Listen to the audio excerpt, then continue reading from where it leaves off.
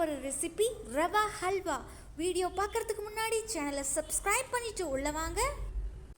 Hi, this is Priyanka. Welcome to இமா house.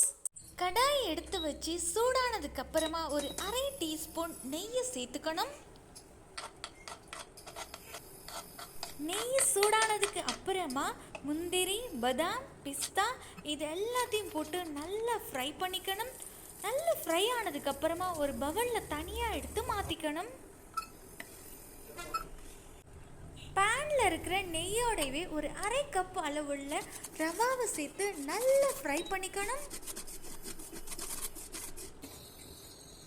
இப்போ நம்மளுடைய ரவா நல்லா ஃப்ரை ஆயிடுச்சு. அதுக்கப்புறமா ஒரு 1/4 கப் அளவுள்ள தண்ணி எடுத்து சேர்த்துக்கணும்.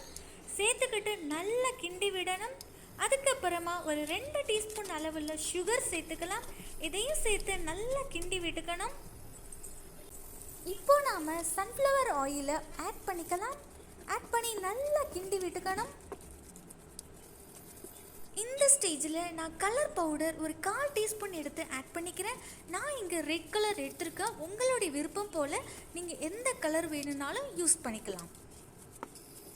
நம்மளுடைய சூப்பரான ரவா ஹல்வாவை நல்லா கிண்டி விட்டுக்கணும்.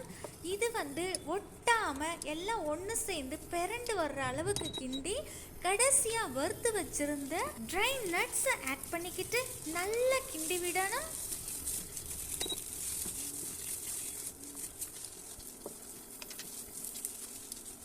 இப்போ நம்மளுடைய ரவா ஹல்வா ரெடி ஆயிடுச்சு. நாம இப்போ சர்விங் பவுலில் மாற்றி வச்சிடலாம்.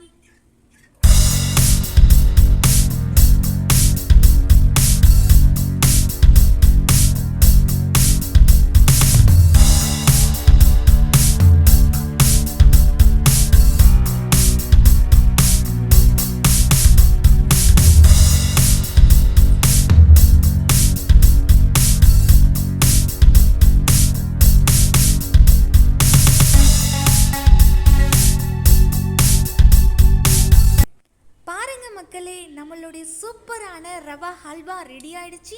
எவ்வளோ அழகாக டீஸ்பூனில் வருதுன்னு இதே மாதிரியே நீங்களும் உங்கள் வீட்டில் ட்ரை பண்ணி பார்த்து சாப்பிடுங்க. அண்ட் கமெண்ட்டில் சொல்லுங்கள் எப்படி வந்திருக்குன்னு. வீடியோ பார்த்ததுக்கு அப்புறமா மறக்காமல் like, share, comment and subscribe பண்ணிவிடுங்க. நெக்ஸ்ட் வீடியோவில் பார்க்கலாம். Bye bye.